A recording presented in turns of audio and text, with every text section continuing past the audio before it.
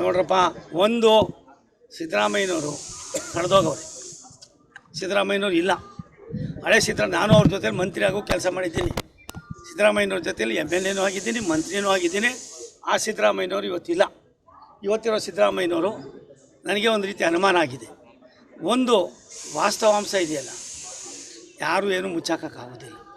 ಮತ್ತು ಎರಡನೇದು, ಬೆಕ್ಕು ಕಣ್ಣು ಮುಚ್ಕೊಂಡು ಹಾಲು ಕುಡಿಯುತ್ತದೆ ಅಂತ ಯಾರು ಅರ್ಥ ಮಾಡ್ಕೊಳ್ಳೋದು, ಅವ್ರು ಅರ್ಥ ಮಾಡ್ಕೋಬೇಕು. ಬೇರೆಯವ್ರ ಬಗ್ಗೆ ಯಾವ ರೀತಿ ನಡ್ಕೊಂಡ್ರು, ಏನಾಯಿತು ಎತ್ತಾಯಿತು ಅನ್ನೋದಕ್ಕಿಂತ ಹೆಚ್ಚಾಗಿ ಸಿದ್ದರಾಮಯ್ಯನವ್ರು ಇವರೇನೋ ಒಂದು ಸಂಶಯ ಒಂದು ವ್ಯವಸ್ಥೆ ನನಗಾಗಿದೆ.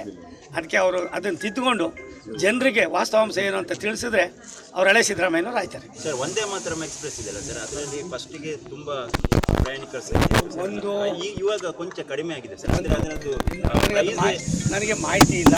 ನಾನು ಅಲ್ಲಿ ಮೀಟಿಂಗ್ನಲ್ಲಿ ಕೇಳ್ತೀನಿ, ತಾವು ಹೇಳಿದ್ದೀರಿ, ನಮ್ಮ MP ಸಾಹೇಬ್ರಿಗೆ ಹೇಳ್ತೀನಿ, ಅಲ್ಲಿ ಪ್ರಸ್ತಾಪ ಮಾಡಿ ವಾಟ್ ಈಸ್ ವಾಟ್ ಅಂತ ಅಂದ್ಬಿಟ್ಟು ಹೇಳ್ತೀವಿ. ಯಾಕಂದರೆ ಫೈನಾನ್ಷಿಯಲ್ ಮ್ಯಾಟ್ರ್ ಈಸ್ ಕನ್ಸರ್ನ್. ನಾವು ಸ್ವಲ್ಪ ಯಾಕೆ ಜಾಗರೂಕತೆಯಿಂದಲೇ ಹೇಳಬೇಕಾಯ್ತದೆ. ಮಾಹಿತಿ ಇಲ್ಲದೆ ನಾನು ಮಾತಾಡೋಲ್ಲ.